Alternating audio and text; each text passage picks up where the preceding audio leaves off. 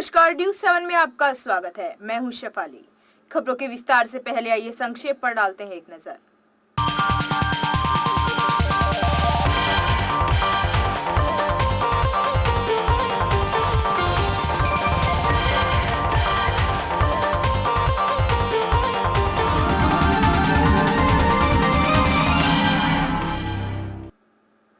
एक दर्जन हथियारबंद कच्चा बनियानधारी बदमाशों ने शामली कोतवाली के निकटवर्ती गांव सिंभालका में 3 घरों में डकैती की घटना को अंजाम देते हुए लड़की की शादी के लिए एकत्रित किए गए हजारों के सामान सहित लाखों रुपए के जेवरात, नकदी, मोबाइल फोन व अन्य सामान लूट लिया। लूटपाट का शिकार लोगों को घरों में बंधक बनाकर फरार हो गए। गत रात लगभग 1 बजे एक दर्जन बदमाशों ने मुकेश पुत्र जग्गी के घर पर धावा बोला। उस समय मुकेश घर के बरामदे में सोया हुआ था।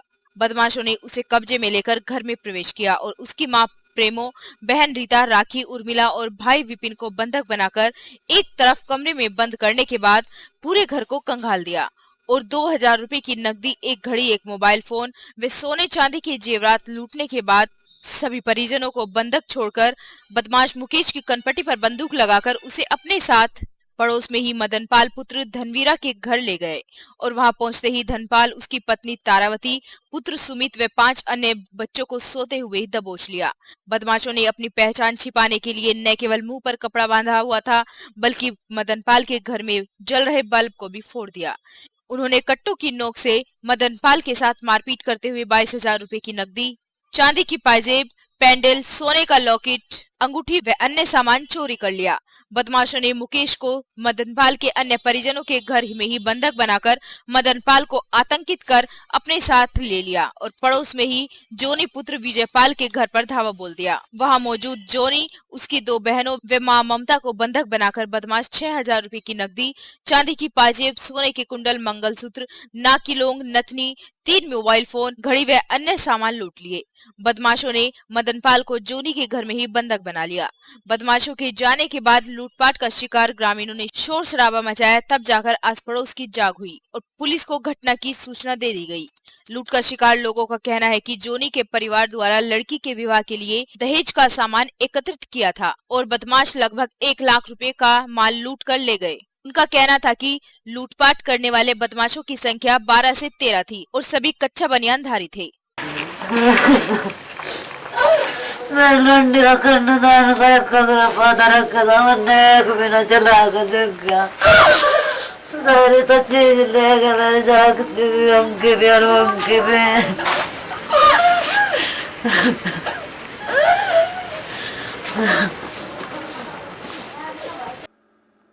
एक दिवसीय जनपद स्तरीय संयुक्त कुश्ती प्रतियोगिता का आयोजन भैरव मंदिर स्थित अखाड़े में किया गया। प्रतियोगिता में विजेता कुश्ती पहलवान 7 दिसंबर को मेरठ में आयोजित परिषदीय प्रतियोगिता में भाग लेगा। टंकी रोड भैरव मंदिर स्थित अखाड़े में रविवार को सब जूनियर 1 दिवसीय जनपद स्तरीय संयुक्त कुश्ती प्रतियोगिता का आयोजन किया गया। प्रतियोगिता में प्रबुद्धनगर व मुजफ्फरनगर जनपदों के 17 वर्ष के कम आयु के लगभग सैकड़ों लड़कों ने भाग लेकर अपने दांवपेंचों की कला का प्रदर्शन किया। कुश्ती कोच व अंतर्राष्ट्रीय पिंटू मलकपुर ने बताया कि प्रतियोगिता का विजेता कुश्ती पहलवान 7 दिसंबर को मेरठ में आयोजित परिषदीय प्रतियोगिता में भाग लेगा। ये जिला मुजफ्फरनगर और प्रबुद्धनगर की दोनों की इकट्ठी प्रतियोगिता है, जिला स्तर की, सब जूनियर की। और जो ये बच्चे यहाँ पे फर्स्ट आएंगे वे 7 तारीख में किला प्रशिक्षण में यूपी स्टेट में हिस्सा लेंगे। जो वहाँ फर्स्ट आएंगे वे आगे नेशनल में जाएंगे। शामली ब्लॉक के पंचायत सदस्य का 6 दिवसीय प्रशिक्षण कार्यक्रम 5 दिसंबर से खंड विकास कार्यालय पर होगा।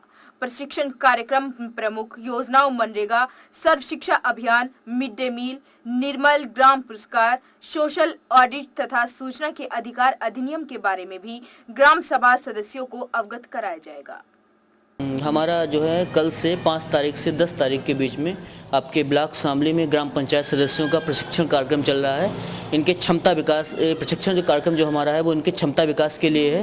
ये हमारा 6 दिन का प्रशिक्षण कार्यक्रम है जो कि 3 दिन के 2 बैचों में चलेगा। ठीक है, एक प्रथम उसमें 3 बैच होंगे।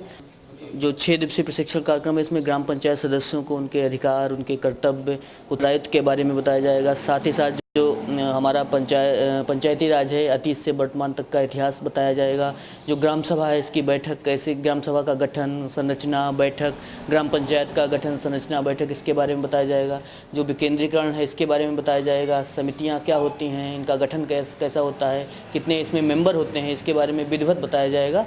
और जो आपके तमाम प्रकार की जो योजनाएँ चल रही हैं केंद्र सरकार की और राज्य सरकार की, जैसे कि मनरेगा है और आपका राष्ट्रीय ग्रामीण स्वास्थ्य मिशन है और सर्व शिक्षा अभियान है, मिड डे मील है, इसके बारे में विधिवत बताया जाएगा। और साथ ही साथ सोशल ऑडिट और सूचना का अधिकार के बारे में भी इनको विधिवत जानकारी दी जाएगी। इस कार्यक्रम में जो हम प्रायोजक है वो पंचायती राज विभाग है और सेवा प्रदाता संस्था दिशा सोसाइटी जबलपुर है, जो कि मध्य प्रदेश से है। और इसमें हम जो है मास्टर ट्रेनर की भूमिका में हैं। मेरा नाम है गौरव प्रकाश दीक्षित और हमारे सहयोगी ट्रेनर हैं आयुष मिश्रा, अखिलेश मिश्रा, धर्मेंद्र सिंह और आलोक प्रताप सिंह। न्यूज 7 में हो चला है वक्त एक छोटे से ब्रेक का। जाइएगा नहीं, देखते रहिए न्यूज 7। प्रदेश का HP authorise Shri Mahavir business machine का भव्य शोरूम, HP की हर रेंज उपलब्ध एवं कंप्यूटर हार्डवेयर व service centre, net idea shutter के authorised, Jain computer home, first floor, Kairana road, Shamli. Sale counter number 9412212736, 9837017736। Service के लिए संपर्क करें 9837017421। ब्रेक के बाद न्यूज 7 में आपका स्वागत है।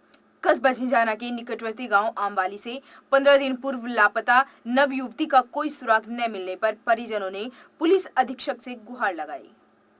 यामीन निवासी आमवाली के यहाँ अमित पुत्र ईशम सिंह नौकर का कार्य करता था। परिजनों के अनुसार 18 नवंबर 2011 को अमित ने यामीन की पुत्री सायरा 16 वर्षीय का अपहरण कर लिया था। इस संबंध में परिजनों ने थाना झिंझाना में अमित के खिलाफ अपहरण की तहरीर दी। 15 दिनों के बाद भी झिंझाना पुलिस द्वारा कोई कार्रवाई न किए जाने पर क्षुब्ध परिजनों ने पुलिस अधीक्षक प्रबुद्धनगर से गुहार लगाई। पुलिस अधीक्षक उपेंद्र कुमार ने परिजनों को 2 दिन का आश्वासन दिया है। ये हमारी लड़की है, हमारे पास एक लड़का रहता था अमित नाम का, वो नौकरी करता था। तो जी उसको 18 तारीख से एक लड़की अगवा कर ले गया, 16 साल की लड़की है। उसके बाद पुलिस शासन से वो वैसे हमें एप्लीकेशन दी, कोई कार्रवाई नहीं हो रही है। ठीक है, तो पुलिस ने कोई कार्रवाई नहीं की? पुलिस कोई कार्रवाई नहीं करी है सर। तो आप यहाँ पे किस लिए आए हो? ये SP की आए थे सर, कोई हमारी कार्रवाई के लिए, थोड़ा पूछताछ लिए सर, कोई कार्रवाई के लिए। तो क्या कहा SP साहब ने 2 दिन का टाइम मांगा सर। वैसे बोल रहा है कि कोई खिंचाव वाली बात नहीं करी है। तो 2 दिन में कार्रवाई नहीं हो तो आप क्या करोगे? 2 दिन में कार्रवाई नहीं हो तो हम रोड जाम करेंगे सर, पब्लिक को रोड पे उतार देंगे। ऐच्छिक ब्यूरो में विचाराधीन 13 मामलों में से 4 पक्षों के बीच समझौता हो जाने से जहां उनका निस्तारण हो गया है, वहीं कुछ अन्य मामलों में एक पक्ष के उपस्थित न होने पर उन्हें अगली तारीख पर उपस्थित होने का नोटिस जारी किया गया है।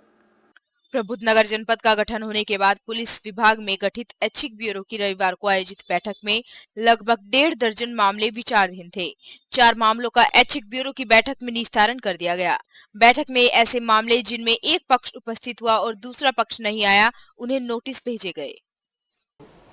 आज जो परिवार परामर्श केंद्र में हमारे जो ऐच्छिक ब्यूरो में यहाँ हम लोग सुनवाई कर रहे थे, इसमें लगभग 13 मामले आज इसमें आए हैं और जिनमें से 4 का निस्तारण हो गया है।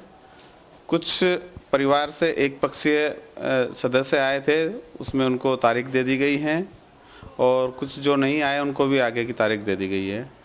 कुछ मामले जो अन्य जनपद से या अन्य प्रदेशों से हैं उनके लिए समन भिजवा दिए गए हैं। और एक मामला यहाँ नकुड़ थाने से था, तो उसका परिवार काफ़ी दिनों से बिछड़ रहा था, उमेश मित्तल का, तो उसके साथ में उसकी पत्नी को भेज दिया गया है, वो समझौता उसको करा के भेज दिया गया है। दूसरा एक दिलनवाज नाम का था, उसकी पत्नी लखनऊ की है, जो वो यहाँ से चली गई है, तो उसके लिए भी वहाँ लखनऊ उनसे वार्ता करके उनको तारीख दे दी गई है, तो 18 तारीख में वो लोग उपस्थित होंगे। तो इसी तरीके से आज लगभग 13 केस आए हैं, उनमें से 4 का समाधान करा दिया गया है, बाकी लोगों को तारीख दे दी गई है आगे की, और प्रयास यही रहेगा कि वो उन लोगों में भी समझौता हो जाए। चूँकि हमारा ऐच्छिक ब्यूरो का यही एक प्रयास रहता है कि अधिक से अधिक परिवारों को जोड़ा जाए और उनको मिलाया जाए, यही हम सब लोगों का वहाँ जी कार्य होता है और इस पर हम लोग सब लगे हुए हैं। आज इस कार्यक्रम में वहाँ जो मीटिंग हो रही थी, इसमें SP साहब की मौजूदगी में हम लोगों ने सब ये समस्याएं सुनी और उनका निस्तारण किया। गांव खेड़ी करमू में संदिग्ध परिस्थितियों में एक वृद्ध की मौत। पुलिस को किराएदारों पर शक है। पुलिस द्वारा मामले की छानबीन जारी है।